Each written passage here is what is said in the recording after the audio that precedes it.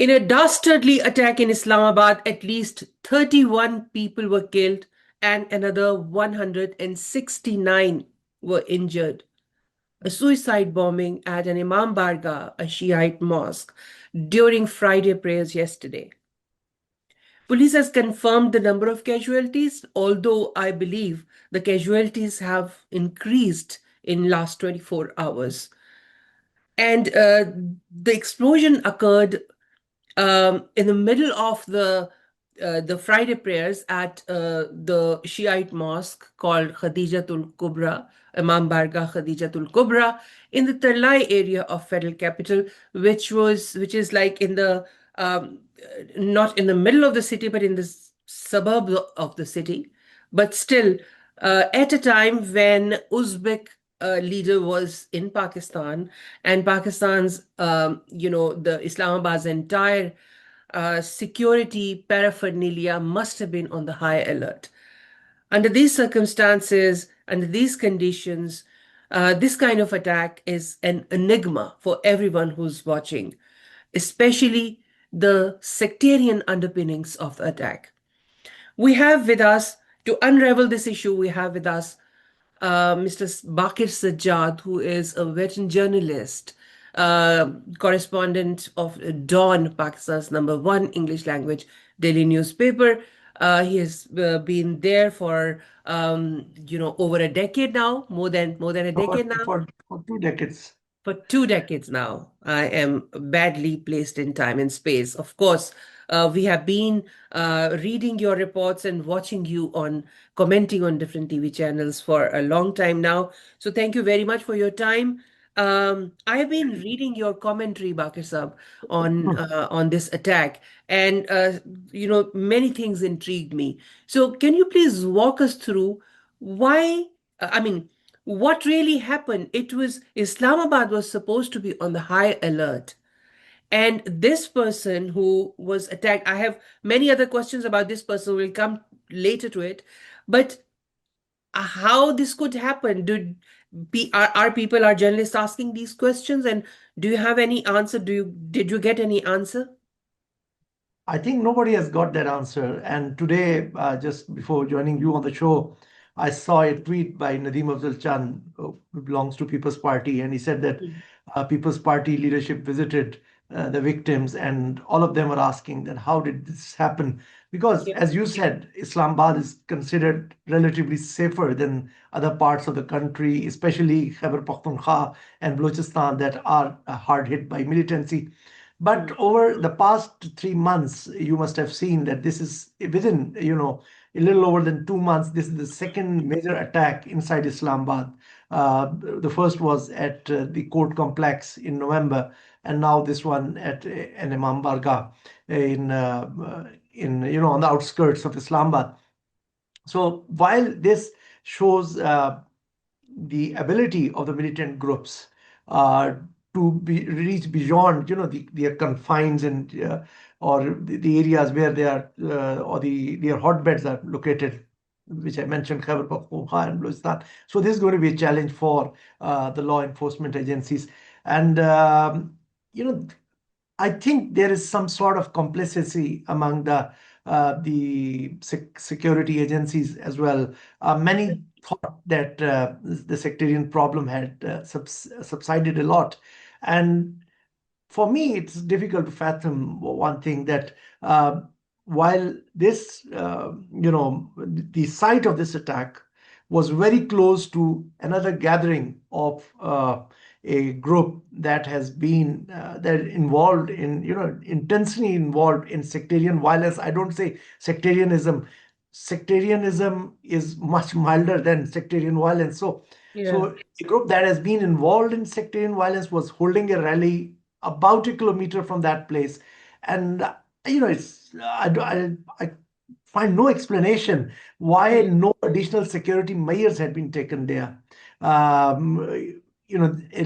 clash was always likely, and what makes this, even more gruesome, deaths or killings are always gruesome, but what makes it more sad is that while I heard from a friend that while people were taking their, last breaths, dying after the attack, there were chants of Shia Kafir, that Oh my God.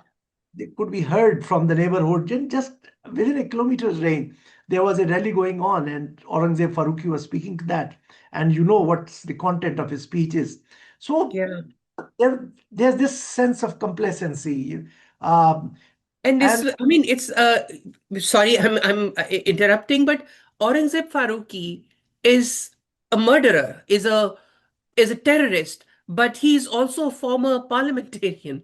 I mean, he has been in the parliament. How come this happened in a country so bloodied by the sectarian violence that a sectarian killer becomes part of the parliament and is allowed to actually openly give sermons on, especially on a day when this kind of dastardly attack happened. yeah. So, And that coincided. Actually, it was not after the attack. Both events were taking place at the same time in the same okay. vicinity neighborhood. And secondly, if you go a little back, uh, a few weeks or a few days back, there have been a consistent flow of statements from these sectarian elements, provoking sectarian sentiments. So I think the government should have been on an alert. As far as this misperception about sectarianism going down is concerned, I can tell you that it had never vanished, although it has changed its manifestation. If we look over the past decade, 2013, as we were just talking about before the start of the show, was a peak. When we had like over 1,000 deaths in a year due to Mhm. sectarian attacks. Then, because of these military operations and the counterterrorism operations, there was a sudden dip between Mhm. 2015 and 20. From 2020 to 2000, I think 22, there was a shift in gears. A hybrid sort of sectarianism emerged. There were two new players in the field. One was ISKP, which we also call Yeah. Daesh, and then there was TLP. I call it hybrid because now, instead of those large mass scale attacks on Shias which were occurring before, now they became a little bit localized, and they got intermingled with local issues like what we have been seeing in Parsanar, where it has become mixed with the tribal conflict over there. And Mhm. then the other actor that entered into this frame was TLP, which we are still missing.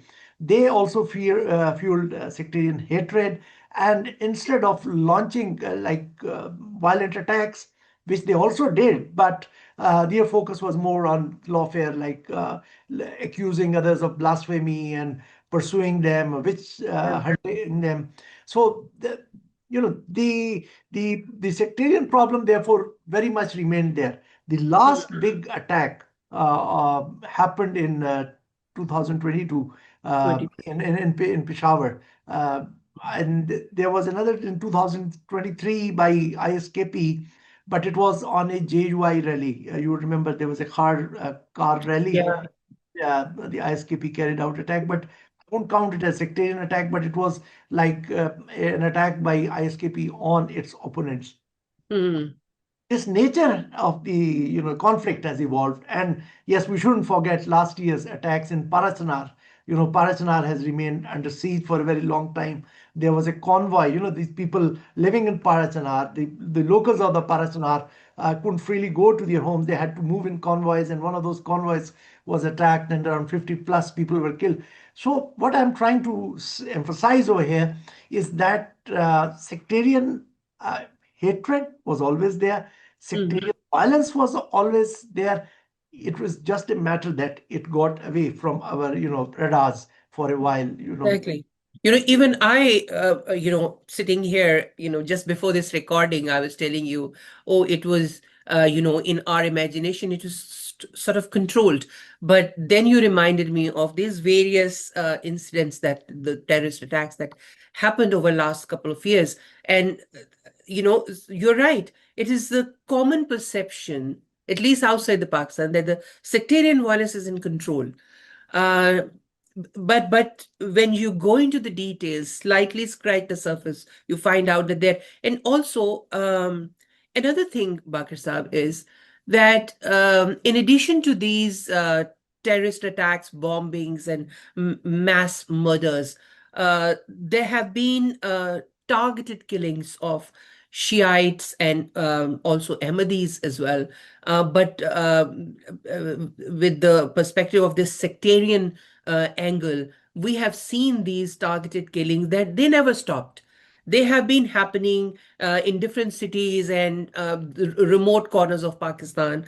And because they are, just one or two people killed, no one, it doesn't get a space in, headlines, in the breaking news sections of the media.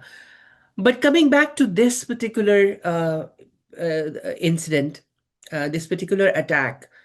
Now, you indicated the name of ISKP, the Islamic State of Khorasan province, which is ISIS sort of chapter in this area, Pakistan, Afghanistan, the South Asia. Now, they have claimed the responsibility of this attack. And also, Pakistan security officials have been, I have seen their statements and their, they are being sourced in the newspaper reporting that they have indicated that the one of the attackers, the main attacker, have been living in Afghanistan for 6 months. He's from Charsadda originally, but he has been living in Afghanistan. So, and I have also heard off the record, musings from some security officials or the former retired army officials who I have spoken to. They are linking it to the attacks in Balochistan, the overall terrorist attacks in Pakistan, which is sponsored by, they say, India. So, do you see this? Because in my imagination, sectarian terrorism is different from all of that, because of various reasons. So, do you see any link between these overall attacks, or it is something different, a different phenomena that is getting stronger in Pakistan, unfortunately? Marvi, I may disagree with that perception.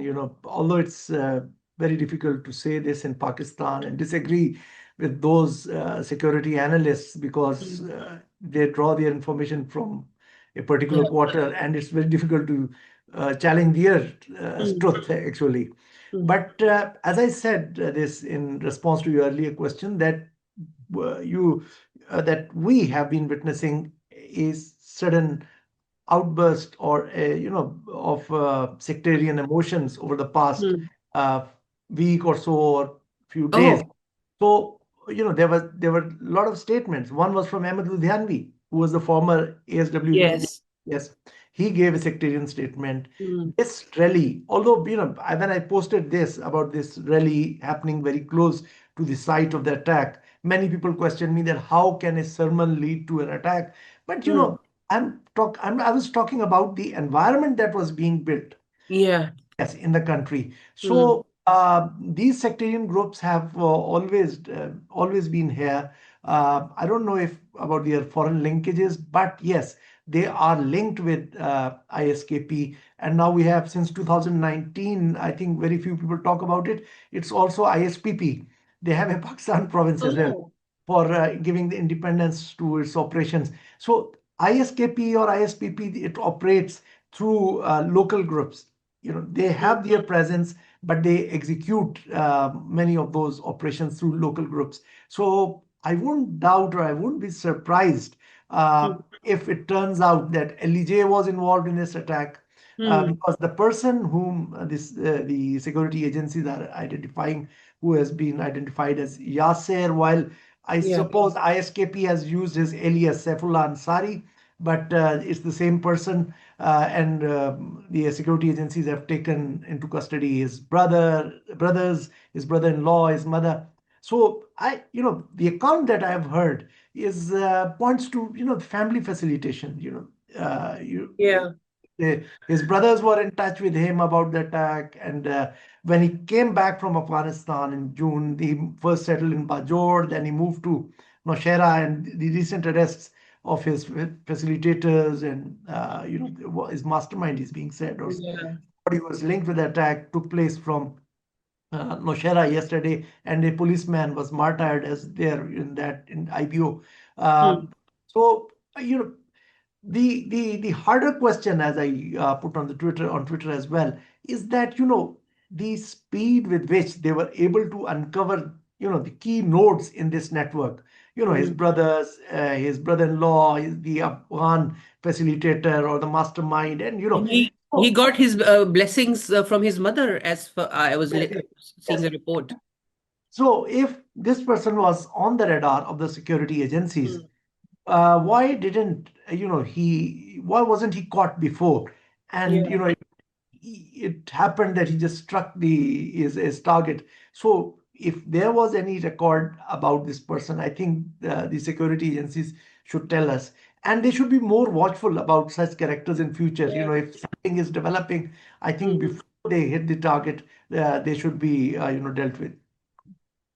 Yeah, absolutely. I have two more questions before I let you go. I know you are very busy in these, today is a high news day. So, but just last two questions. One is about something intrigued me because that doesn't happen with many suicide attackers. So this particular attacker, one, he was accompanied by a couple others because there were news about multiple attackers. What happened to those? Have we identified them? Are they alive or they also dead? And number two is why was this attacker carrying his ID card? I mean, that his CNIC. And, so uh, can you confirm he had his ID card? And what do you think about if he had? What was this about? I mean, that doesn't happen usually. The explanation that we got here about the ID card thing is Hmm. that moving in Islamabad is virtually impossible without having an ID card in the pocket, because you are searched at and you are questioned at number of security posts on the way.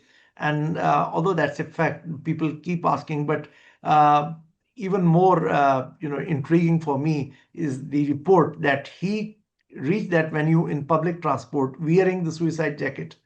Yeah. So, you know, keeping an identity card just to get through those security posts may have been important, but didn't anybody notice the suicide vest? Yeah. And secondly, they say that the quality of the card was so good that it survived the blast. But Yeah. and as one of our friends pointed out, the SIM could the chip inside the card that couldn't survive. It was blown out. So I'm not casting aspersions on anybody, but these are some of the questions I think the security czars of Pakistan need to answer. Yeah. How were they able to find that card? You know, that bomb-resistant card. Mm. It didn't get torn in it. And Yeah. what was the first question? This we got detracted by the second part. The multiple attackers. Multiple attackers, yes. That's, I think, a very important element that nobody is focusing on right now. Mm. What I had heard from some of the eyewitnesses over there was that there was first firing, because of which the guard was neutralized or he ran away. I'm not sure. But, it cleared the way for the attacker to enter into the mosque. Mm. So, was he shooting himself? That's the question. And I've not seen the footage. Or were there other people? I think this is something that the police should answer in its investigations. But so far, the four people who have been arrested are his immediate relatives. Mm. Uh, his mother, his brother-in-law, and two brothers that I know of. And then there was a talk about an Afghan facilitator being also being held. I'm not sure, he must be the fifth person. But other than that, we haven't heard about anyone arrested. And yesterday, we kept getting updates from the government officials, and in one of those messages, it was written that the remains of the attackers have been found. But since then, I haven't found anything else to suggest that the other persons involved in the attack either were killed or what happened to them. I can't say about that. But that's definitely something which I think the journalists should also investigate, and the security officials should also explain that how it happened and where are the other people. Yeah, we But got it was the not second act. but it was not a lone wolf attack. Yeah. The coordinated network thing. There were multiple actors in it. On a day when Islamabad was supposed to be on a high alert because of the presence of the foreign dignitary. And I mean that's it's an enigma. It's There are so many questions that I think the security officials need to come forward and put things on record and answer the questions, because otherwise then they complain that there are so many conspiracy theories. Well, the people will make conspiracy theories if you are not going to give the official information. We don't get official information beyond the numbers who dead were dead. And that's terrible. By the way, while we're talking about the dead, I just want to pay the special tribute to the person who confronted the attacker, Mr. On Abbas, Shaheed. He confronted the attacker and probably saved dozens of lives by confronting him and interrupting him midway. If the attacker would have reached the middle of the mosque compound, he would have killed far more people than unfortunately have martyred.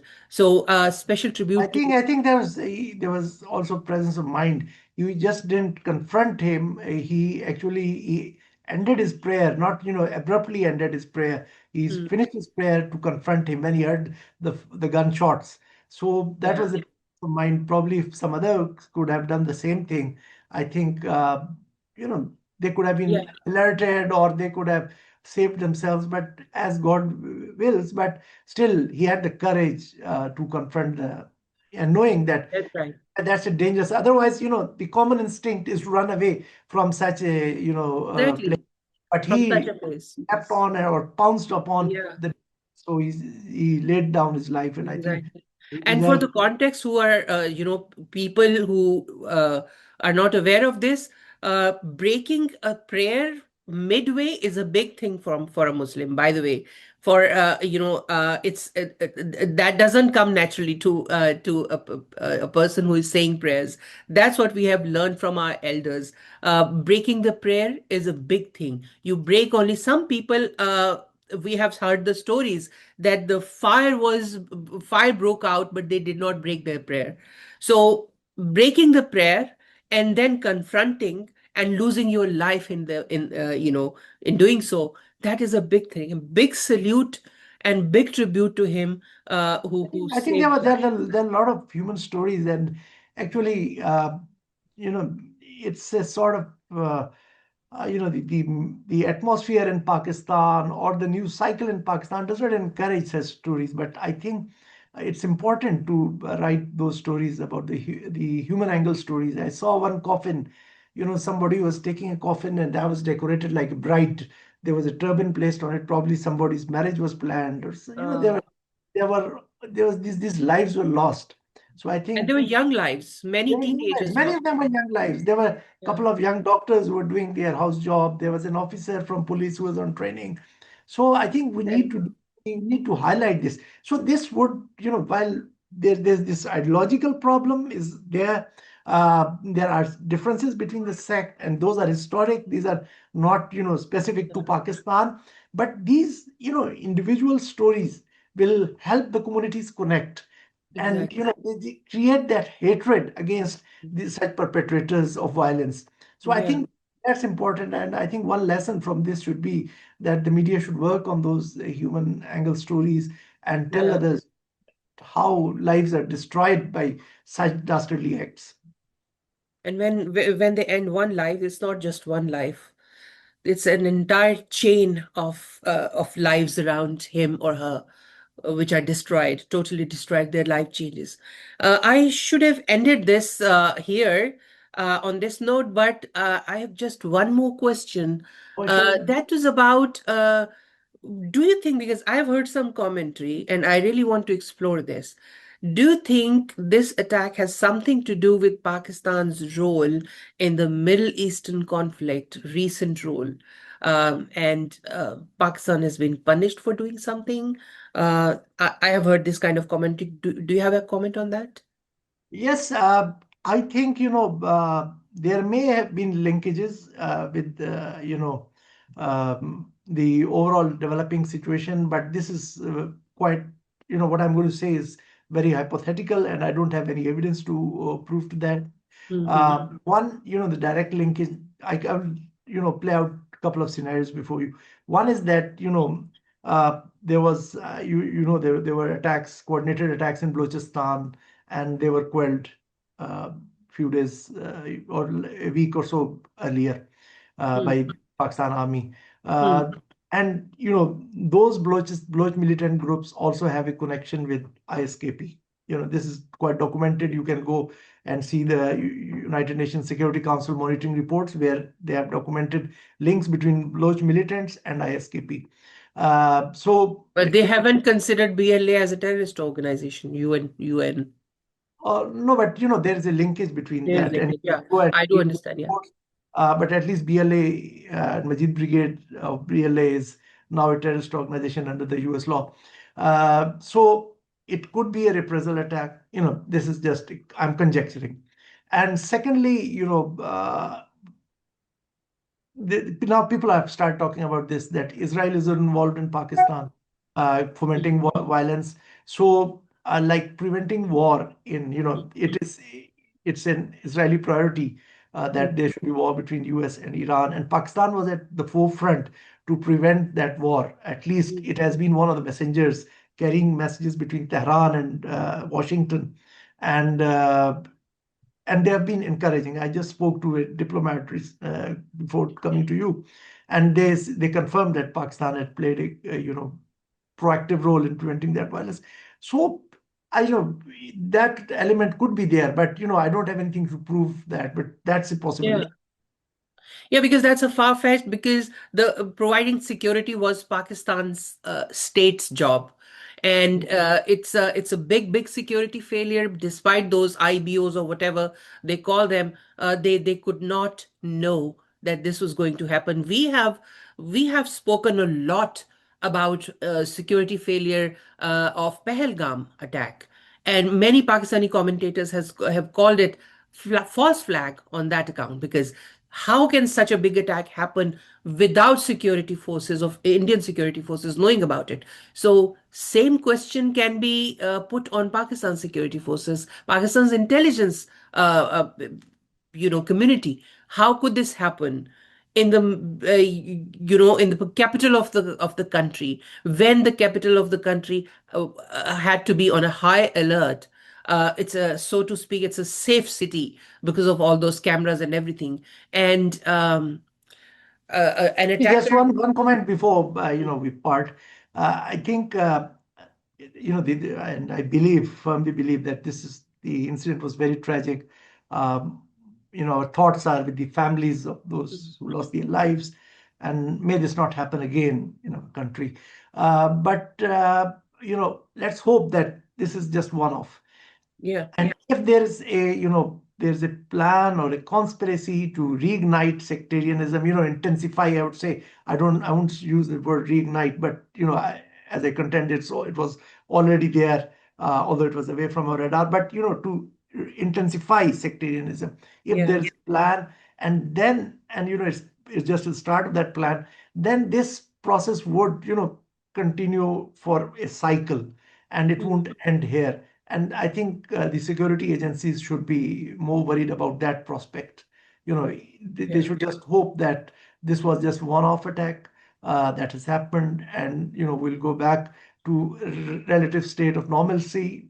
Although it has never been normal in Pakistan, but it is not a sustained campaign of sectarianism that we are entering into right now, because that has been very bloody in Pakistan. yeah. You know that.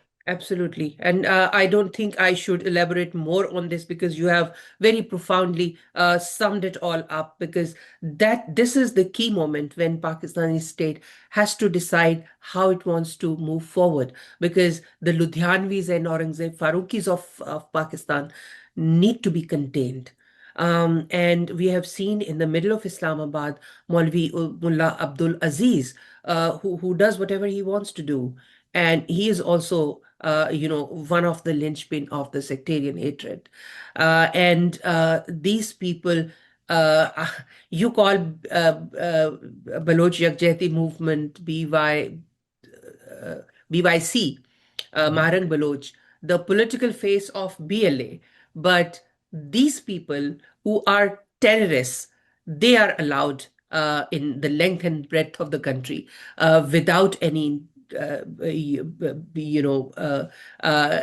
anything stopping them. And they continue their hate propaganda against our own people. And that's a big question mark on Pakistan's security approach. With that, we thank you very much, Baqir Sajjad Saab. You took your time, you gave us your time, which is very precious. I understand you are very busy today. But thank you very much. And thank you very much to our viewers. Please subscribe down below. And if you really like this episode, give us a thumbs up. Thank you very much. Tune in. Keep tuning in for our next episode. With this episode of Unraveled, Marvi Sirmed takes your leave. Thank you and have a great day. Bye-bye.